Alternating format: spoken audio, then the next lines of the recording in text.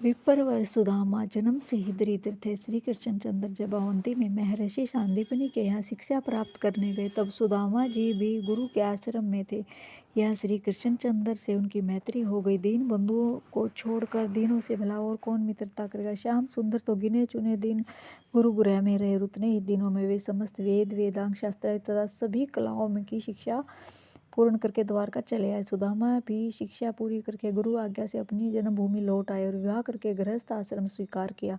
उनकी गृहस्थी में एक टूटी झोपड़ी और फूटे टूटे दो चार पात्र और लज्जा ढकने के कुछ मैले कुचूले चिथड़े ही बचे थे। जन्म से सरल संतोषी सुदामा किसी से कुछ मांगते नहीं थे। जो कुछ बिना मांगे मिल जाए भगवान को अर्पण कर उसी पर उनका तथा उनकी पत्नी का जीवन निर्वाह होता था। प्रायः पति पत्नी को उपवास करना पड़ता था। उन दोनों के शरीर अत्यंत दुर्बल हो रहे थे। जिसने श्याम सुंदर को स्वप्न में एक झलक पा ली हो, उसके हृदय में वह मोहिनी मूर्ति कभी नहीं हटती। फिर सुदामा तो उन भुवन मोहन के सहपाठी रह चुके थे। वे उसी का बराबर ध्यान और गुणगान करते। पत्नी से भी वे अपने सखा के रूप, गुण, उदारता आदि का बखान करते नहीं थकते थे। सुदामा की पत्नी सुशीला साध्वी पतिपरायणा थी। उसे अपने कष्ट की तो कोई चिंता नहीं थी, किंतु उसके दुर्बल क्षीणकाय धर्मात्मा पतिदेव को जब उपवास करना पड़ता तब वह उसे अपार कष्ट होता था। एक बार जब कई दिन उपवास करना पड़ा, तब उसने डरते डरते स्वामी से कहा, स्वामी, परम भक्त साक्षात लक्ष्मीपति शरणागत वत्सल श्री कृष्ण आपके मित्र हैं। आप एक बार उनके पास जाइए। आप कुटुंबी हैं, दरिद्रता के कारण क्लेश पा रहे हैं। वे अवश्य आपको प्रचुर धन देंगे। सुदामा ने देखा कि ब्राह्मणी भूख के कष्ट से व्याकुल हो गई है। दरिद्रता से घबराकर वह मुझे द्वारका भेज रही है, किंतु श्याम सुंदर के पास धन की इच्छा से जाने में उन्हें बड़ा संकोच हुआ। ब्राह्मणी ने बहुत आग्रह किया। वह चाहती थी कि सुदामा अपने मित्र से मात्र एक बार मिलाए। सुदामा ने भी सोचा, श्री कृष्णचंद्र के दर्शन हो जाएंगे तो अच्छा ही है, किंतु मित्र के पास खाली हाथ कैसे जाऊं।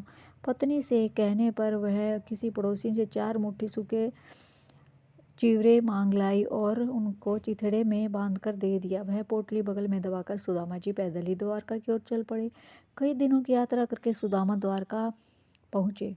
ऐसे कंगाल, चिथड़े लपेटे, मैले कुचेले ब्राह्मण को देखकर द्वारपाल को आश्चर्य नहीं हुआ। उसके स्वामी ऐसे ही दीनों के अपने हैं, वह उसे पता था। उसने सुदामा को प्रणाम किया, परंतु जब सुदामा ने अपने को भगवान का मित्र बताया तब वह चकित रह गया। नियमानुसार सुदामा जी को द्वार पर ठहराकर द्वारपाल आज्ञा लेने भीतर गया। द्वारपाल ने भूमि में मस्तक रखकर प्रणाम किया और कहा कि एक फटे चिथड़े लपेटे, नंगे सिर, नंगे बदन, शरीर मैला कुचैला, बहुत ही दुर्बल ब्राह्मण द्वार पर खड़ा है। पता नहीं वह कौन है और कहाँ कहाँ है। बड़े आश्चर्य से चारों ओर वह देखता है, अपने को आपका मित्र कहता है और अपना नाम सुदामा बतलाता है। यह सुनते ही श्री कृष्णचंद्र ने जैसे सुध बुध खो दी। मुकुट धरा रह गया, पटुका भूमि पर गिर गया, चरणों में पादुका तक नहीं। वे भाव विभोर होकर दौड़ पड़े। द्वार पर आकर दोनों हाथ फैलाकर सुदामा को इस प्रकार हृदय से लगा लिया जैसे चिरकाल से खोई निधि मिल गई हो। सुदामा और श्री कृष्णचंद्र दोनों के नेत्रों से अश्रुधारा बहने लगी। कोई एक शब्द तक नहीं बोला। नगरवासी, रानियां, सेवक सब चकित ही होकर देखते रह गए। प्रिय सखा को भवन में उन्होंने अपने दिव्य पलंग पर बैठा दिया, स्वयं उनके चरण धोने बैठे। मेरे सखा के पैर इस प्रकार बीमारियों से फट रहे हैं, इतनी दरिद्रता, इतना कष्ट भोगते हैं। हे विप्रदेव, हाथ में सुदामा का चरण लेकर कमल लोचन अश्रु गिराने लगे। उनकी नेत्र जलधारा से ही ब्राह्मण के चरण धुल गए। दिव्य गंध युक्त चंदन, धूप, अगरु, कुमकुम, धूप, द्वीप, पुष्प माला आदि से विधि पूर्वक सुदामा की भगवान ने पूजा की। उन्हें नाना प्रकार के पकवाने से भोजन करा के तृप्त किया, आचमन करा के पान दिया।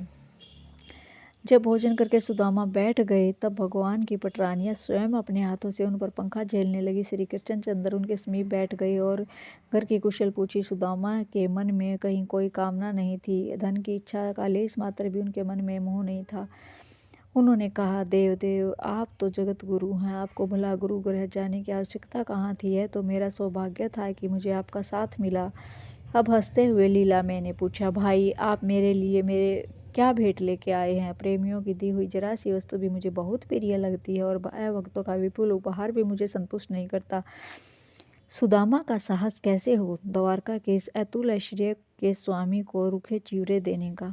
यह क्या, भाभी ने मेरे लिए तो कुछ तो भेजा होगा, उसे आप छिपाए क्यों जा रहे हैं। यह कहते हुए श्री कृष्णचंद्र ने स्वयं पोटली खींच ली। पुराना जीर्ण वस्त्र फट गया, चिवरे बिखर गए, भगवान ने अपने पीठपट से उन्हें शीघ्रता से समेट और एक मुट्ठी भरकर मुख में डालते हुए कहा, मित्र, यही तो मुझको परम प्रसन्न करने वाली प्रिय भेंट है। ये चिवरे मेरे साथ समस्त विश्व को तृप्त कर देंगे। इस प्रकार प्रशंसा करते हुए जब श्री कृष्णचंद्र ने दूसरी मुट्ठी भरी, तब से रुक्मणी जी ने उनका हाथ पकड़ते हुए कहा, प्रभो बस कीजिए। मेरी कृपा से इस लोक और परलोक में मिलने वाली सभी प्रकार की संपत्ति तो इस एक मुट्ठी चिवरे से ही इस ब्राह्मण को मिल चुकी है। आप और क्या करने वाले हैं? अब आप मुझ पर दया कीजिए। भगवान मुट्ठी छोड़कर मुस्कुराने लगे। कुछ दिनों तक सुदामा जी वहाँ रहे। लीला मैया ने दूर तक पहुंचाकर उनको विदा किया। श्री कृष्णचंद्र कुछ दिनों बाद सुदामा जी वहाँ से विदा हुए।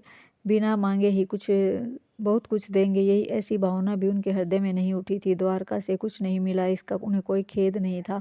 उल्टे वे सोचते जा रहे थे कि मैंने अपने परम उदार सखा की ब्राह्मण भक्ति देखी है, कहाँ तो मैं दरिद्र पापी और कहाँ वे लक्ष्मी निवास पुण्य चरित्र।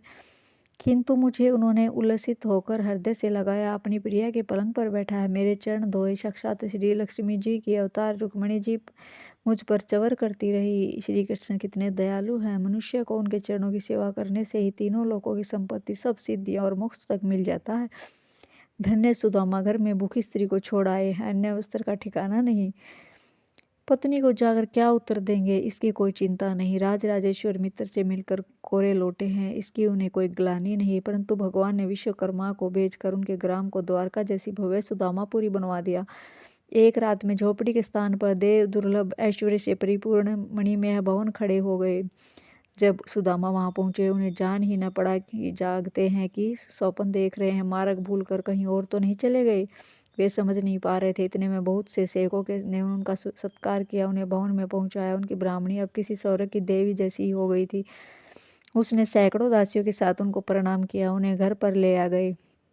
सुदामा जी पहले तो विस्मित हो गए, फिर कहने लगे, मेरे सखा उदार कर चूड़ामणि है, वे मांगने वाले को लज्जित न होना पड़े, इसलिए चुपचाप छिपाकर उसका पूर्ण काम कर देते हैं।